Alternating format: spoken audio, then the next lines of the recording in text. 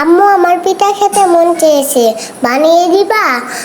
আমার আম্মু পিঠা খেতে চেয়েছে আর আমি পিঠা বানাবো না, তা কি হয়?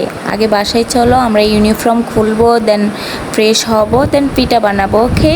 ওয়াও আম্মু, তোমার পিঠা তো অনেক সুন্দর হচ্ছে। তুমি কার থেকে শিখছো এই পিঠা বানানো?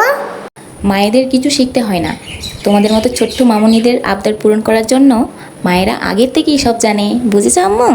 শূন্য, আমি খাবো। কলিজাটা খাবে তুমি একটা? নাও আম্মু, খাও। আম্মু মজা দেবে।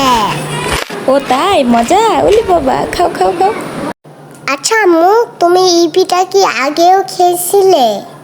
হ্যাঁ আমার আম্মু, আমি অনেকবার খেয়েছি, বাট কখনো নিজে বানাইনি, আবার কাউকে বানাতে সরাসরি দেখিও নি। আজকে তুমি খেতে চেয়েছো বিদায়, ফার্স্ট টাইম আমি ইউটিউব থেকে দেখে বানিয়েছি। বুঝেছো মা? আপু বোঝে নাই, আমি বলেছি।